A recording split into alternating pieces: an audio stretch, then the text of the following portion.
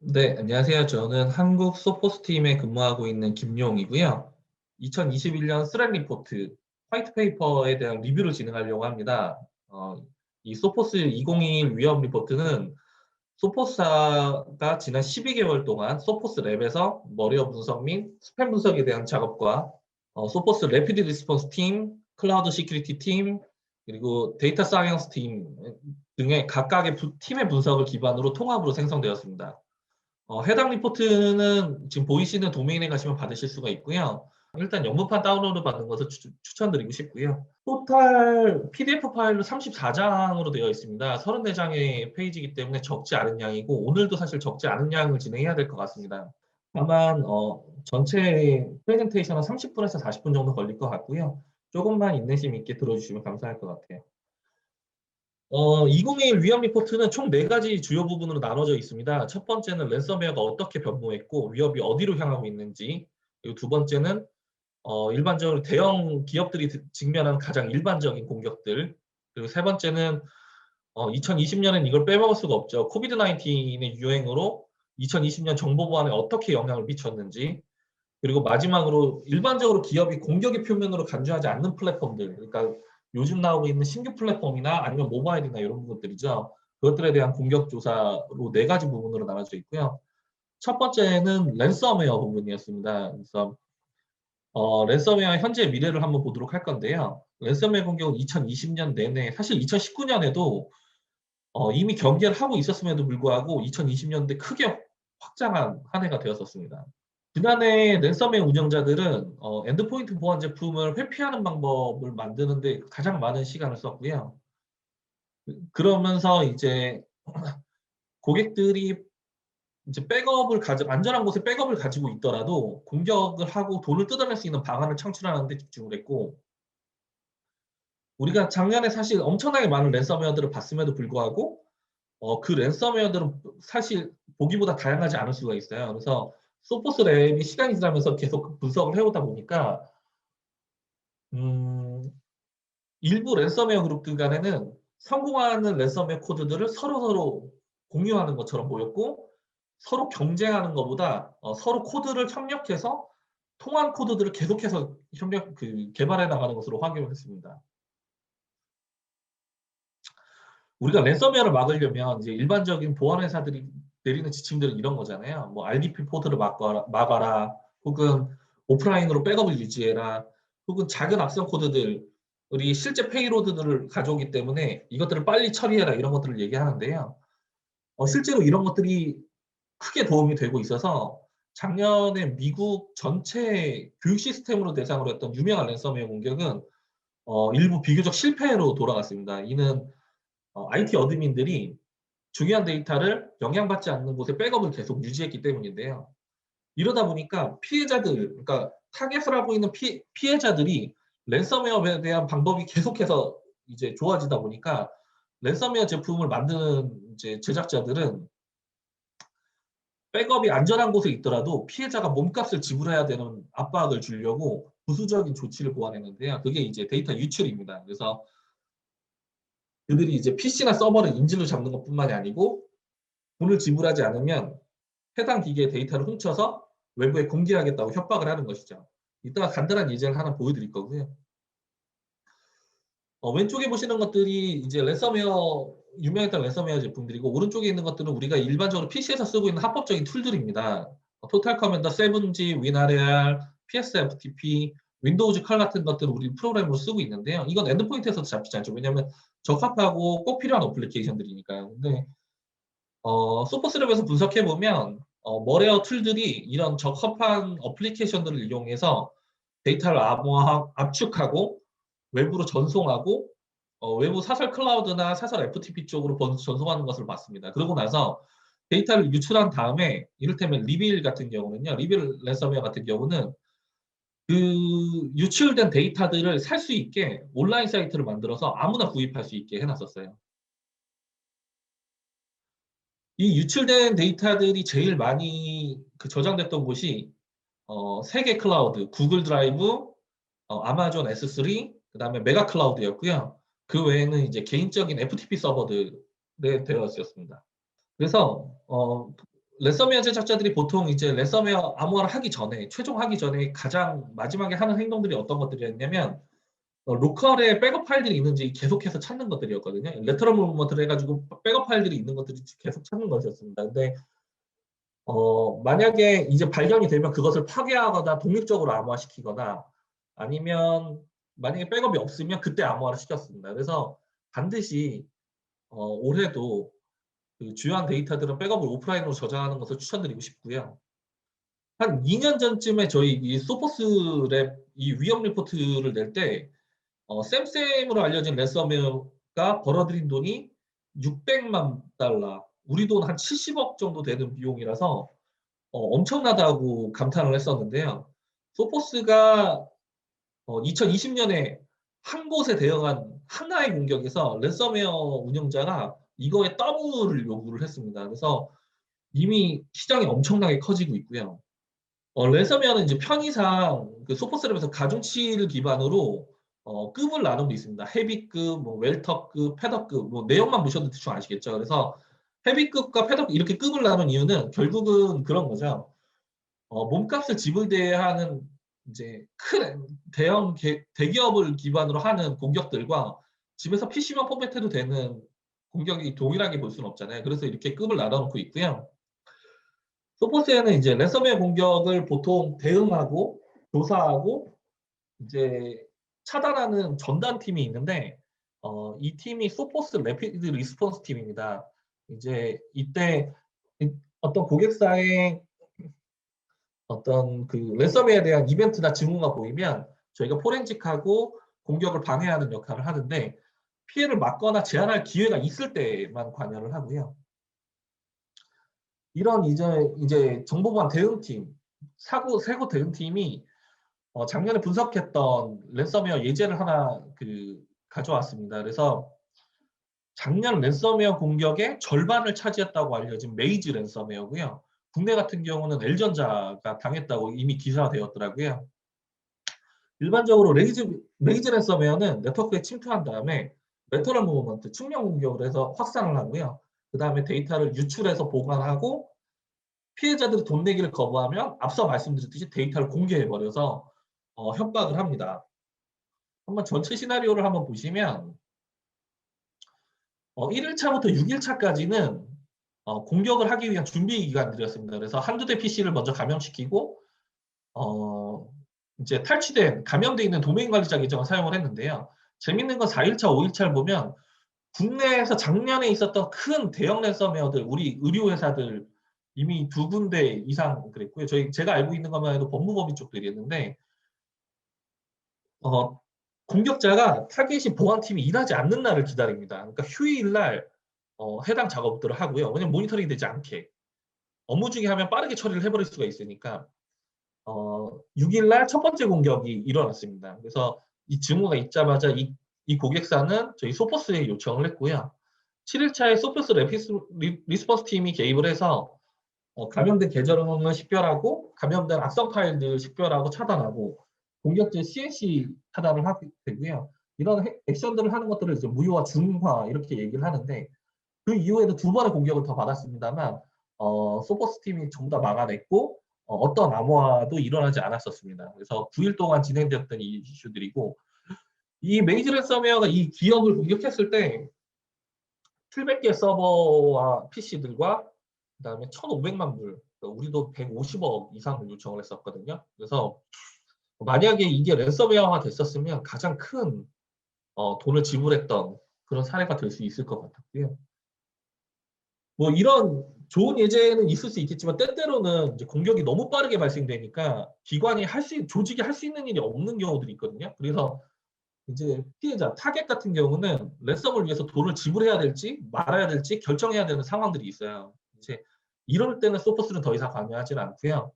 이럴 때는 이제 국내에도 많이 있는데 보코아 업체, 뭐 암호화 업체, 보코아 업체 이야기하면서 실제로는 랜섬웨어 제작자와 고객사 사이에서 중개인으로 협상을 해주는 그런 역할을 하는 보코아 업체들이 많이 있죠. 근데 보코아 업체도 글로벌에도 이제 그런 업체가 있고요. 그래서 코드웨어 같은 회사가 이런 회사라고 보시면 되고 지금 보시는 그림은 기업당 평균 쿼터 지불액입니다. 그러니까 한 쿼터에 어느 정도의 비용들이 한 기업들이 줬었나 랜섬웨어 걸리면에 대한 내용인데, 보시면 2019년 Q4 같은 경우는 8만 불이었어요. 한 기업들이 지불한 금액이. 그러니까 9천만 원이었는데 2020년 Q3 같은 경우는 23만 불, 그러니까 우리 돈으로 2억 5천, 6천에 가까운 돈을 지불했습니다. 랜섬웨어 피해를 입고 나서요. 그러니까 이 그래프가 의미하는 게 뭐냐면, 계속해서 이제 랜섬웨어 지불액이 늘어나고 있다. 이거는 당연히 이해가 되실 거고요. 여기서 얘기하고 싶은 이야기는 뭐냐면, 그 랜섬웨어 제작자들이 계속해서 몸값을 올리고 있다는 겁니다. 그래서 고객사들을 계속 한계까지 치고 있어요. 근데 아직도 그 한계까지는 오지 않았다는 거고요. 왜냐하면 자산이 더 소중하니까 이만큼의 비용을 지불하는 거죠. 리포트가 언급하고 있는 이제 두 번째 섹션입니다. 기업을 향한 일상적인 위협들. 뭐 여기 카나리아즈 인더 콜마인이라고 써 있는데요. 이게 뭔가 저도 이제 프레젠테이션을 준비하면서 그리고 그 위협 보고서를 보면서 설명이 있어서 한번 봤습니다. 그 어떤 이야기였냐면, 예전에 뭐 지금도 중요한 자원이긴 합니다만 19세기, 20세기까지는 사실 석탄이 가장 중요한 에너지 자원이었잖아요. 근데 그 석탄을 캐는 광부들에게는 커다란 위험이 있는데, 탄광이 무너지는 것뿐만 아니고 일반적으로 이제 석탄에서 나오는 일산화탄소 때문에 질식사하는 경우들이 많다는 거예요. 그래서 무턱대고 들어가면 안 되고요. 그래서 항상 이제 카나리아는 새 종류지 않습니까? 카나리아를 들고 다녀서 카나리아를 먼저 보냈다는 겁니다. 그래서 카나리아가 살아 돌아오면 들어가도 되는 거고, 카나리아가 돌아오지 않으면 어 이제 들어가면 안 되는, 아직도 기다려야 되는 거죠. 그래서 위험에 대한 조기 경보와 액션을 했던 것들인데요. 리포트가 이야기하는 부분은 이런 거였습니다. 그러니까 지금 우리가 일어나고 있는 모든 이벤트들이 아주 큰 이벤트들만 이야기가 뭐 매일같이 뉴스에 나오고 있지만, 그 큰 이벤트 외에 뒤에는 10배, 100배 되는 일상적인 그 보안 사고들이 있다는 거죠. 그것들에 대해서 빠르게 처리를 하지 않으면 생명을 잃어나가는 이 카다리아 예제처럼 작은 이슈에 대해서 먼저 조기에 액션을 할 수 있어야 된다. 이런 이야기를 하는 것입니다. 2020년에 이제 소포스가 대응한 보안 사고 대부분 윈도우가 많았거든요. 근데 윈도우뿐만 아닌 비윈도우 서버 모두에 대한 공격이 꾸준히 증가를 했고요. 예를 들어 이제 레몬덕이라고 하는 크립토 마이너라고 하면 일반적으로 뭐냐면 그 이제 악성 채굴 앱입니다. 그래서 채굴기를 직접 돌리지 않고 머리어 제작자들이 앱을 만들어서 전부 해킹을 해버리는 거죠. 이 채굴 앱이 이제 전체 머리어의 이제 퍼센트로 따지면 거의 한 10%까지 올라왔는데요. 이 크립토 마이너 중에 하나인 레몬덕은 보통 이제 윈도우 MS SQL을 쓰고 있는 서버를 노리거든요. 근데 이 레몬덕은 윈도우뿐만 아니고 리눅스 서버 자체도 감염시킬 수 있어서 SSH 암호화로 블루투포스 공격을 하고 성공하면 쉘 코드를 로드해서 서비스 업점을 이용해서 외부와 지속성 연결을 하게 됩니다. 그래서 윈도우와 리눅스 둘 다 엄청나게 많이 늘었다고 보시면 될 것 같고요. 때때로 공격자들은 돈 버는 것보다 서버에 있는 데이터가 가치가 있어서 훔치고 싶어하는 경우들 있잖아요. 2020년에 소포스에서 이제 클라우드 스누퍼라고 하는 머레어를 사용해서 리눅스 서버를 해킹하는 것들을 봤는데, 요거는 좀 되게 똑똑했던 게 외부와 CNC 통신을 HTTP 세션 안에, HTTP 리퀘스트 안에 헤더값 안에다가 넣어놨습니다. 그래서 그 포맷을 개발해가지고 지금 보시는 성곽이 뭐 방화벽이나 IPS라고 하면 그런 것들을 통해서 이제 피하고 지나가게 되고요. 열려있는 8번 포트를 통해서 지나간 다음에 웹서버와 루트키, 백도어를 통해서 실제로 내가 양인 양 닭들을 가지고 나오는, 그래서 나가는 길들을 보면 HTTP 리스폰스가 나가면서 실제로 닭들이 잡혀 나가는 이런 그림을 소포스 랩에서 그려서 안내를 하고 있었습니다. 말씀드렸듯이 그 모든 이벤트들이 키사나 국정원이 지원해야 되는 APT나 제로데이 취약점에 노출되는 건 아니잖아요. 그래서 소포스는 평범한 보안에 더 치중하라고 이야기를 하고 있고요. 이거를 이제 우리가 이야기할 때 최근 IT 용어로는 IT 위생, IT 보안 위생이라고 이야기를 합니다. 그래서 일반적으로 스팸 이메일 혹은 무해 보이는 첨부 파일 혹은 링크, 그다음에 타깃이 첨부 파일을 열게 하려면 피싱 이런 것들이 있겠죠. 그래서 이런 것들 조심해야 된다는 이야기고, 절대 이게 그 되게 가벼워 보인다 그래서 무감각해지지 말라고 하고 있습니다. 그래서 그 이유는 이 작은 어플리케이션들이 더 큰 일들을 불러오기 때문입니다. 그래서 이런 행위들을 하고 있는 몇 가지 그 악성 앱들을, 유명 악성 앱들을 같이 알아보면 좋을 것 같아서 리포트를 언급을 하고 있고요. 첫 번째는 로더입니다.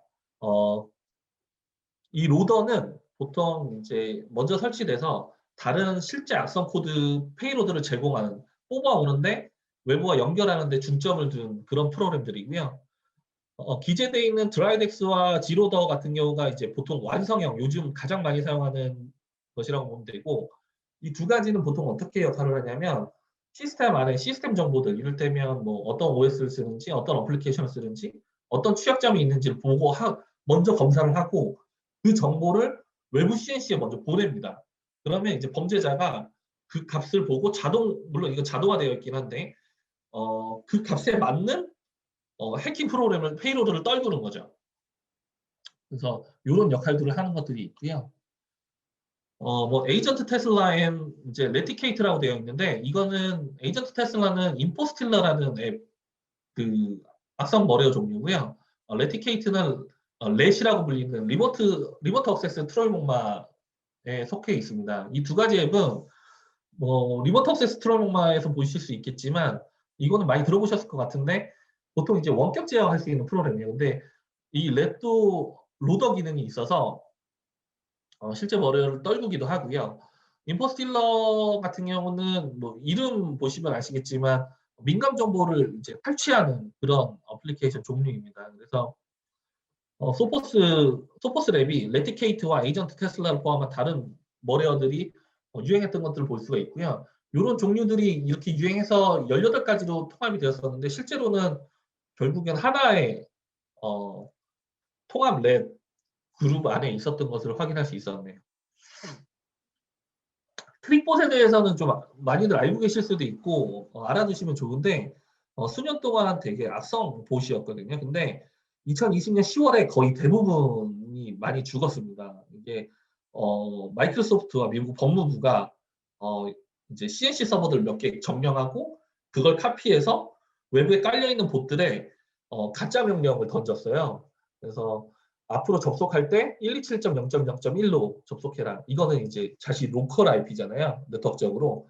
그래서 이 명령어를 던짐으로써 90% 이상의 트릭봇이 죽었다고 하며, 다만 이제 트릭봇이 죽었다고는 하지만 앞으로 변종이 나올 걸로 예상을 하고 있고, 최근에 검색을 한번 해봤더니 많은 기사들이 이미 변종으로 나오고 있다고, 네, 이미 기사화되고 있더라고요. 딜리버리 메커니즘 침투 방법입니다. 보통 가장 많이 이제 사용되고 있는 이제 가장 취약한 방법들을 한번 언급이 되어 있는데요. 우리가 제일 잘 알만한 프로그램이죠. 리모트 데스크탑입니다. 그래서 원격 데스크탑 프로그램이고, 소포스 레피드 리스폰스 팀이 이 RDP가 랜섬웨어의 가장 큰 근본 원인 중에 하나라고 이야기를 하고 있습니다. 그래서 RDP는 사실은 퍼블릭 인터넷에 오픈되면 안 되죠. 그리고 VPN이나 요즘은 이제 세시라고 하는 제로 트러스트 솔루션들 밑에 반드시 있어야 되고, RDP 자체를 원래 쓰면 안 되지만 이런 것들이 있어야 되고, 방화벽 뒤에 반드시 있어야 되죠. 그리고 이런 솔루션들 밑에 있더라도 다단계 인증을 사용한다거나 암호화 정책을 반드시 사용할 것을 추천을 하고 있습니다. RDP를 통해서 제일 많은 랜섬웨어를 걸렸다고 이야기를 하고요. 소포스랩에서 글로벌의 허니팟을 운영했습니다. 이거 팬데믹 우리가 요번 코비드19가 있기 전에 딱 깔아놨었는데 생기자마자 바로 저희 허니팟들을 분석을 했고요. 10군데 RDP 허니팟들을 운영을 했는데 우리가 어떤 홍보나 게임수가 없었음에도 불구하고 하루에 한 40에서 50만 건씩 시간당 600건씩의 RDP 커넥션이 있었습니다. 그래서 어, 이거는 이제 랜선 뽑기 전까지 무조건 계속 시도가 있다고 보시면 되고요. RDP는 반드시 오픈하지 마신 것을 추천드리고 싶고요. 요즘 이제 이메일 보안에 대해서 이제 나가서 고객사가 뭐 솔루션 필요하다고 해서 컨설팅을 하다 보면 고객사 분들이 먼저 말씀하시는 부분들이 있는데, 그러니까 이를테면 차세대 기능의 요구사항입니다. BEC 차단이라는 것이 있습니다. BEC가 뭐냐면 비즈니스 이메일 컴프로마이즈라고 해서요. 결국은 스캠의 일종인데, 스캠은 이제 금전적인 요청을 하는 것들을 의미하잖아요. 그래서 이 BEC는 특징이 뭐냐면 회사 내 고위 간부인 척을 합니다. 그래서 이거 물건 사세요, 이거 발주하세요, 혹은 어디로 돈을 보내세요, 이런 메일들을 보내는 것들을 하고요. 요것들을 막는 것이 이제 차세대 그 이메일 솔루션들의 이제 기본이 되고 있어요. 저희나 뭐 트렌드 마이크로나 요런 기능들을 탑재하려고 하고 있고요. 이걸 누가 나가냐 생각하실 수도 있는데 실제로 엄청나게 많이 나갑니다. 그리고 코비드19로 시작됐던 우리가 코로나 때문에 이제 재택근무가 시작되면서 책상 앞에서 마주보고 확인을 할 수가 없기 때문에 점점 더 심해지고요. 해커들은 이미 그 이메일 서버를 탈취한 다음에 회사 안에서 돌아가는 프로젝트를 보고 이제 증명 공격일 경우에는 어떤 프로젝트가 진행하는데 어떤 비용이 필요한 걸 알고 있으니까 어, 그걸까지 알고 쏘게 되면 이제 대기업들은 당할 수밖에 없는 거죠. 예전에 오피스 기반의 결함들이 다시 발생되고 있고요. 여기까지 두 번째 부분에 대한 언급이었고, 세 번째는 코비드19가 2020년 정부 보안에 어떻게 영향이 있었는지에 대해서 한번 보려고 합니다. 이제 코비드19 때문에 재택근무가 늘어남에 따라서 이제 집 자체가 보안 경계가 됐습니다. 우리의 홈이 이를테면 신발장 안에 있는 모뎀들이 어, 보안 경계가 되고요. 기업들은 이 집 안에 있는 PC를 보안 대책을 만들어야 되는 상황이 되었습니다. 그래서 어떻게 깊이 있는 방어를 제공해야 되는지 계속해서 고민을 하는 것들이 과제가 되었고요. 슬라이드의 그래프는 리포트에 포함되어 있는 그림인데요. 코비드19 또는 코로나 바이러스가 언급되어 있는 스팸 이메일이 3월 달에 락다운, 2020년 3월 달에 락다운 되자마자 얼마나 늘어나고 있는지에 대해서 보여주는 겁니다. 기하급수적으로 증가하고 있고요. 말씀드렸듯이 스팸, 스캠, 피싱 이런 것들은 이제 전 세계 락다운 이후에 많은 부분들이 있었습니다. 그래서 원래 이제 좀 효율적인 스캠이 있으려면 그 이메일을 받는 사람이 정신이 없을 때 이제 막 긴장하고 약간 패닉 상태일 때 이거 빨리 보내야지 하고 이제 금액을 보내게 되는 거잖아요.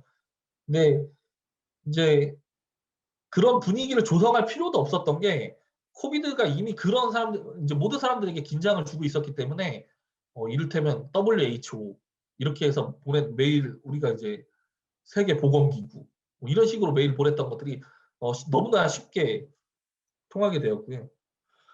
락다운이 시작되고 몇 주 후에 이제 소포스랩에서 도메인 등록수를 살펴봤거든요. 그랬더니 몇 주 만에 사람들이 코비드19, 뭐 코비드, 뭐 코로나, 바이러스 이런 물자열 조합들이 된 수천 개의 도메인들이 등록이 됐습니다. 네, 그 중에 일부 사이트는 좀 장난 사이트들이었고요. 근데 그 중에 일부들은 완전히 국가가 운영하는 보건당국에서 사용하는 사이트와 완전히 동일하게 할 정도로 유사했죠. 이 도메인뿐만 아니고 도메인을 사용하려면 이제 웹서버를 사용하려면 인증서가 필요하잖아요. 요즘은 다 HTTPS니까 인증서에 대해서도 저희가 분석을 해봤는데 3월 달에는 한 평균 200건 이상, 6월 달에는 620건 이상, 10월 달은 거의 1000개 정도의 TLS 인증서로 코비드 19에 관련된 인증서들이 매일 발행이 됐습니다.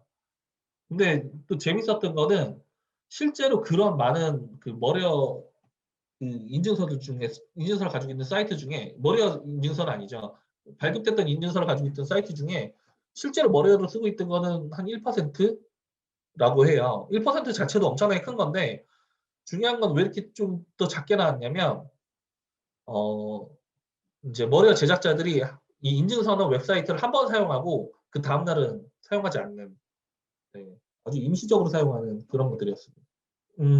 요즘 다 이제 코비드 때문에 원래 클라우드에 대한 전환율도 높았는데 코비드 때문에 점점 더 높아지고 있죠. 그래서 2020년 클라우드 보관 보고서 소포스가 제공했던 것들이 있는데요. 글로벌 IT 전문가들에게 3,500명이 조사를 했습니다. 기존에 온프레임에서 있던 보안사고 똑같이 클라우드에 있다고 하고요. 사실은 클라우드에 조금 더 특화되어 있는 보안 사고들은 이런 것들이 있습니다. 너무 한 유저에게 액세스 권한을 많이 주는 거예요. 그래서 전문 용어로는 오버 프로비저닝 이렇게 얘기를 하는데, 이를테면 뭐 개발자가 나는 여기 한 세 군데 혹은 세 개의 롤만 역할을 하면 되는데, 지금 뭐 AWS나 퍼블릭 클라우드 사용할 때 전체 쓸 수 있는 모든 기능들을 다 그 유저에게 할당을 해버리는 거죠. 그래서 뭐 100몇 개의 그 권한을 가지고 있는데 실제 쓰는 건 3개밖에 안 되고, 뭐 이런 것부터 시작해서 클라우드 자산들이 원체 많아지는데 이것들을 관리할 솔루션이 없습니다. 그래서 가시성뿐만 아니고 감사가 불가능한 그런 상황이 됐고요. 작년에 제가 그 주변의 지인들과 이야기를 나눌 때 ISMS 인증에 대해서 이야기를 나눈 적이 있는데, 요즘 인증심사원들이 클라우드를 모르니까 그 감사를 그냥 패스한다고 해요. 뭐 그런 얘기들도 뭐 일부겠지만 있었다고 합니다. 그래서 오히려 클라우드가 지금 현재 너무 기술이 앞서가고 있기 때문에 상태가 더 좋지 않을 수도 있다라는 이야기고요. 그렇기 때문에 지금 클라우드 보안이 어느 때보다 중요합니다. 그래서 우리가 2020년 3월부터 락다운이 시작됐다고 생각하면 첫 번째 초기에는 VPN 및 제로 트러스트 솔루션이 수요가 급증했거든요. VPN 뭐 엄청 국내에서 도입했죠. 특히나 SSL VPN 같은 경우. 이제 시간이 조금 지나면 기업들이 이제 대책을 세우기 시작했는데요. 유저들에게 전체 노트북을 뭐 사주고 싶어도 물량이 부족하니까, 그리고 노트북을 사주게 되면 이제 거기에 대한 이제 보안성에 대한 문제가 되니까 VDI가 엄청나게 유행을 하기 시작했습니다. 그래서 가상 데스크톱에 대한 의존도가 기하급수적으로 증가했고, 결국 이렇게 확장된 클라우드나 가상화에 대한 보안이 실제로는 자산 관리가 불가능하게 되는 상황을 이끌었고요. 그래서 이것들에 대한 이 인벤토리를 관리할 수 있는 가시성 도구들이 최근에는 각광을 받고 있습니다. 세션에서 이야기하고 있는 마지막 부분입니다. 뭐 이제 가드 내리지 마세요 이렇게 돼 있는데, 경계를 늦추지 마세요 이렇게 해석을 해봤고요. 넌 트래디셔널 플랫폼이라고 하면 결국 윈도우를 제외한 다른 신규 플랫폼들을 이야기하는 것 같아서 이런 것들에 대해서 이야기를 한번 해볼까 합니다. 그래서 그 리포트에는 우리가 이미 컴퓨터라고 생각하지 않는 많은 IT 기기들, 뭐 라우터, 휴대전화, 방화벽, 스마트 TV, 뭐 스트리밍, 뭐 VoIP, CCTV, 나스, 와이파이로 세탁기도 돌리고 에어컨도 돌리고 그렇잖아요. 결국은 이제 다 네트워크가 되면서 다 컴퓨터라고 볼 수 있고, 얘들도 전부 다 보안이 필요하기 때문에 요즘은 OT 보안도 나오고 있죠. 그런 관점에서 이제 가장 큰 이슈가 되는 부분은 사실은 모바일 쪽이라고 생각합니다. 그래서 글로벌에서 가장 많이 사용되는 모바일 플랫폼은 구글이고, 뭐 애플도 마찬가지겠습니다만, 구글 같은 경우는 이제 개발자들이 어플리케이션을 이제 구글 스토어에 올릴 때 여기가 이제 악성 코드가 있는지를 검열하는 자동화 툴을 통해서 인증을 받거든요. 이 구글 보안팀은 이거에 대해서 계속해서 개발을 하는 거죠. 이게 몇 년째 지금 계속해서 싸우고 있는데, 얘들은 안 걸리려고, 얘들은 탐지하려고. 이제 조커라고 하는, 이제 다른 말로는 이제 브레드라고도 하는데, 이런 머레어는 이런 코드 검사를 회피하도록 한 가장 성공적인 머레어 사례라고 하고요. SMS나 빌링 사기, 그러니까 청구 사기 앱입니다. 그래서 이 작업은 화면에 기재된 것과 같이 처리가 되는데, 어, 먼저 이제 구글 플레이 스토어에서 걸리지 않기 위해서 난독화를 사용하고, 개발자가 플레이 스토어에 앱을 런칭할 때는 악성 코드가 포함되어 있지 않고요. 나중에 유저들이 설치하고 나서 업데이트할 때 악성 코드가 앱에 생성이 됩니다. 그 다음에 이 악성 앱은 실행을 하면 그때 페이로드가 복구화되거나 아니면 동적으로 페이로드를 다운로드하게 되는, 네, 그런 역할들을 가지고 있다고 하네요. 그래서 이 조커는 일반적으로 우리가 안드로이드 막 관리하는 메모리 관리하거나 이런, 아니면은 뭐 CPU 혹은 뭐 퍼포먼스 확인하는 이런 유틸리티들 있잖아요. 이런 것들이나 월페이퍼, 그 다음에 번역기, 그 다음에 메시지 서비스 하는 것들에 가장 많이 나타난다고 하고요. 이미 그러니까 어떤 새로운 앱을 개발하는 것보다 실제 있는 앱들의 복제본으로서 그걸 함유하는 경우들이 많다고 해요. 그래서 실제 타사 라이브러리에다가 우리 걸 숨겨놓는 그런 경우들이 많다고 합니다. 그 소퍼스랩에서 분석했을 때는 여기가 제일 중요한데 이미 쪼커가 구글의 그 자동화된 코드 검토보다 기술적으로 훨씬 더 높다는 거예요. 그래서 2021년에도 계속 쪼커가 사용될 거로 보고 있습니다. 이게 말씀드리는 뭐 중국 같은 경우는 구글 플레이 스토어를 쓸 수가 없는데 이런 서드 파티 마켓이 아니고요. 구글 플레이 스토어에서 이미 사용이 되고 있다고 하고요. 예전부터 사실 윈도우 스파이웨어는 골칫거리였는데 백신 회사도 좀 짜증나는 것들이었는데요. 이제는 아예 머레어와 똑같이 행동을 하고 있습니다. 그래서 이것들이 PC뿐만 아니고 모바일, 뭐 리눅스 전체, 뭐 맥까지 전체 확장이 되고 있고요. 그래서 이제 광고성 앱들은 거의 머레어로 취급을 받고 있습니다. 이 부분은 되게 중요한 부분인데, 이를테면 우리가 그 보안 툴로 사용하는 이를테면 제일 많이 쓰는 건 뭐 메타스플로잇이나 이런 툴들이 범죄적으로 많이 사용되고 있죠. 사실 칼은 어떻게 쓰느냐에 따라서 공격과 방어를 둘 다 할 수 있잖아요. 그런 관점이고요. 또 작년에 있었던 되게 큰 사건 중에 하나는 샌드박싱으로 유명한 F사 같은 경우에 그들의 공격 툴이 유출이 돼서 전체 보안 회사들이 전부 다 되게 비상에 걸렸던 적도 있습니다. 그래서 저는 저는 이제 회사에서 공지가 있어서 알았었는데 때때로 이제 고객사에 다니고 있는 후배가 저한테 직접 이런 그 회사 뭐 하는 회사예요? 이렇게 얘기해서 되게 깜짝 놀랐던 경우들도 있고요. 이런 툴들이 보통은 이제 치매 테스트용으로 이제 많이 개발이 되잖아요. 그래서 보통 레드팀 이제 워 시뮬레이션을 하게 되면 레드팀에서 사용하는 툴들이 유출되는 경우들도 많이 있고 그다음에 일반적으로 쓰고 있는 공용 툴들도 많이 해킹에 사용되고 있는 그런 트렌드입니다. 벌써 30분이 넘게 지났는데요. 오랜 시간 들어주셔서 감사하고요. 간단히만 요약하고 넘어가겠습니다. 그래서 리포트가 이야기하고 있는 랜섬웨어 부분은 이미 사이버 범죄자들이 계속해서 기술을 바꿔나가고 있는데 안 되니까 유출을 기반으로 협박까지 하고 있고요. 랜섬웨어 그룹이 대형 조직, 이제 대형 기업들의 대기업들의 타겟을 점점 더 맞추면서 그들이 요구하는 몸값이 평균 몸값이 엄청나게 증가하고 있고 랜섬웨어 공격에 관여하는 그룹들은 점점 더 긴밀하게 협력하고 있습니다. 랜섬웨어에 대한 공격은 점점 더 빨라지고 있고요.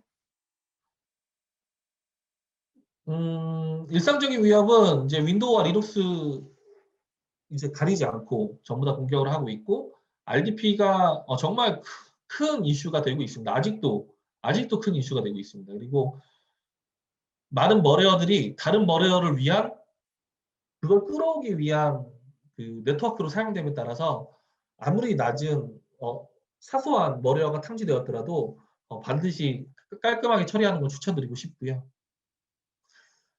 기본 IT 보안 위생이라고 하는 용어들이 생성되고 있는데 그것이 이제 뭐 우리가 쉽게 할 수 있는 뭐 마스크를 쓰거나 아니면 손소독제를 쓰는 것처럼 RDP를 차단하고 VPN을 사용하고 멀티팩터 인증을 사용하고 이런 것들에 대해서 강력히 추천을 드리고 있습니다.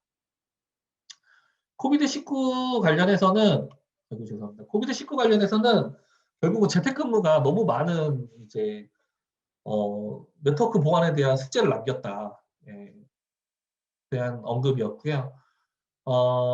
클라우드 컴퓨팅이 뭐 기존부터 잘 마이그레이션 되고 있었습니다. 온프렘에서. 근데 여전히 그리고 오히려 클라우드 컴퓨팅만 가지고 있는 고유한 과제, 보안적인 과제를 가지고 있고 요 3, 4, 5번 같은 경우는 오늘 세션에서는 언급드리지 않았는데 어떤 부분이 리포트에 있었냐면 사이버 범죄자들이 코비드-19가 생성됐을 때 이 의료에 대해서는 절대 표적으로 삼지 않겠다고 약속하면서 결국은 그 약속을 지키지 않았습니다. 그리고 네 번째 같은 경우는 크라임웨어라고 해서 요즘 유행하고 있는 건데요. 리포트를 읽어보시면 아시겠지만 아예 누구나 누구나 범죄를 이용할 수 범죄자가 될 수 있도록 사이버 머리어를 만들 수 있도록 아예 서비스를 만들어 놓고 있습니다. 그래서 해킹 툴들을 누구나 사서 쓸 수 있게 그렇게 되어 있고요. CCTC라고 하는 조직이 생성이 됐는데 이 코비드가 유행하다 보니까 정보보안인들이 이 이 코로나 바이러스 관련된 정보 보안을 막고자 얼라이언스를 맺었고요. 한 4,000명 정도가 가입된 것으로 네, 긍정적인 움직임이 있네요. 새로운 플랫폼에 대한 것들은 이제 공격자들이 침투 테스터들이 개발한 레드팀 도구를 아주 일상적으로 그리고 우리가 보안 그, 그 측정을 위해서 사용하고 있는 툴들을 일상적으로 활용하고 있고요. 그리고 말씀드렸듯이 모바일 플랫폼들이 계속해서 어플리케이션 머리어를 막으려고 하고 있음에도 불구하고 이런 것들을 우회하는 기술들을 개발하고 있고 스파이어는 이제 머리어입니다. 그리고 네, 데이터 과학자들이 디지털 포렌식 방식을 기반으로 스팸 및 머리어를 분석하는 방법들을 탐지를 높이는 것으로 요거는 리포트에 그 부가 설명으로 나와져 있습니다. 여기까지 오랜 시간 참여해 주셔서 감사하고요. 그 소포스 리포트를 같이 한번 리뷰를 해봤는데 한번 직접 읽어보시면 좋을 것 같아요. 그래서 지금 참여하신 분들이나 아니면 소포스 제품 혹은 정보보안을 하고 계신 분들이 꼭 필요할 만한 것들에 대해서 저희 소포스 팀에서도 좀 도움을 드리고자 글로벌의 화이트 페이퍼를 번역했습니다. 소포스 2021 위험 리포트가 있고요. 요거는 사실 영문으로 보시는 걸 좀 추천드리고 싶고 그 다음에 보안사고 대응 가이드 이를테면 해킹 사고가 있었을 때 어떻게 대응을 하는 것이 좋을지 그 다음에 MDR 서비스에 대한 가이드 MDR은 뭐냐면 Managed Detection and Response 서비스라고 하는데 이게 뭐냐면 가트너가 2025년까지 모두가 보안에 대한 관제 서비스를 받을 것이라고 이야기를 했어요. 그게 50%의 기업이 받을 것이다 라고 얘기했고 한국 같은 경우는 사실 MDR 서비스가 되게 친숙한데 보안 관제 회사들이 많이 있잖아요. 근데 보안 관제 회사들이 하고 있는 건 사실 네트워크 안에서 방화벽과 IPS 로그만 보고 있거든요. 근데 MDR 서비스는 실제 시스템에 대한 이벤트 분석, EDR을 기반으로 이벤트를 분석해서 추가적인 위협 헌팅을 하는 그런 서비스들을 의미를 하고요. 그래서 앞으로는 이것들은 확장될 것이다. 그래서 MDR 서비스가 뭐며 MDR 서비스를 선택할 때 어떤 관점으로 해야 되는지에 대한 가이드고요. 차세대 방화벽과 차세대 엔드포인트에 대한 구매 가이드 요 지금 5개 부분을 먼저 밑에 있는 4개는 제가 검수를 다 했고 위에 건 지금 검수를 하고 있는데 프레젠테이션 준비하면서 하고 있었는데요. 내용들이 굉장히 좋습니다. 차세대 방화벽 구매 가이드라고 해서 너무 일반적일 것 같지만 실제로 방화벽들이 어떻게 변화돼서 지금 어느 정도 기능들까지를 지원을 하고 있어야 좋은 차세대 방화벽이 될 수 있는지 그런 관점에서 표를 만들어서 구매하는 것들은 사실은 고객님들이 하기에는 좀 어렵잖아요. 아니면 물론 이제 POC 체크리스트를 가지고 계신 분들도 있지만 그것만 가지고 체크리스트가 아니고 어떤 관점에서 내가 방화벽을 구매해야 될지 차세대 엔드포인트를 구매해야 할지에 대한 좋은 내용들을 담고 있습니다. 그래서 한번 읽어보시면 좋을 것 같고요. 요 페이지가 로딩될 수 있게 저희가 지금 한국 소포스 팀 소포스 웹페이지에 한글 페이지를 다시 구성하고 있습니다. 그래서 그 페이지에서 다운로드 받으실 수 있게 하겠습니다. 네, 그럼 수고해 주셔서 감사하고요. 오늘 세션은 여기까지 하고 다음 쿼터 때 좋은 세션으로 찾아뵙도록 하겠습니다. 감사합니다.